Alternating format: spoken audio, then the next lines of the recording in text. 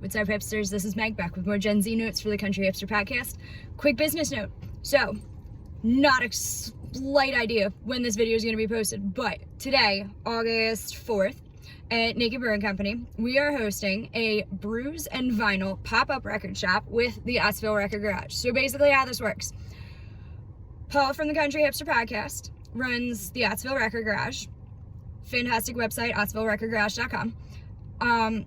He brings boxes and boxes of records to the brewery, sets up a turntable, plays some of your favorite records.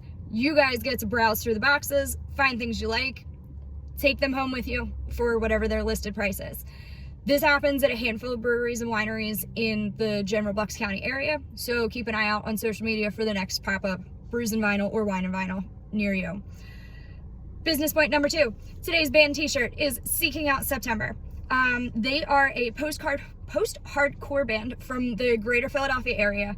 I happen to be very good friends with former member Andrew Rush, which was a fun story because when I first started working for him at Journeys 100 years ago, he mentioned, oh, I'm in a band. So I asked, oh, what do you do in this band? Thinking, oh, he plays guitar, he plays drums, something like this.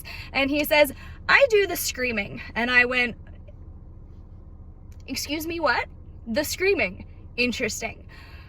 I went and saw them perform. They're fantastic. They play a lot in the Allentown area, so if you find yourself out that way, definitely keep an eye out for Seeking Out September. They are available on Spotify, Apple Music, probably also YouTube if you look hard enough. Definitely give them a listen. They're fantastic. For today, we have episode 49, Alkaline Trio, Good Morning.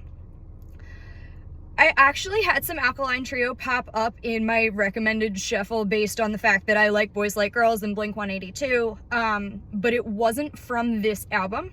I don't actually know what album it was from. They ended up on my liked song list, and that was the end, and they pop up when I hit shuffle. I feel like I've heard All on Black before, but I can't place the context for where I would have heard it.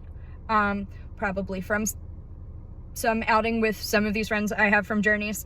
It's a familiar sound, even though I haven't heard much by them before. Like, oh yes, obviously I would like this based on how similar they are to other things I like. Right down to having like the slow acoustic-ish kind of a track be the very last track on the album. That seems to be pretty standard for this general genre. Overall, 9 out of 10. I did really enjoy this album. Episode 50, River City Extension, The Unmistakable Man. This is one that you have to listen to on YouTube. It is not available on Spotify. Based on other albums so far, I wasn't really expecting the slow instrumental as the first track. It's kind of giving like Mumford & Sons kind of vibes. Having the horn section in Something Salty, Something Sweet was really interesting and also not very expected. But it did fit very nicely.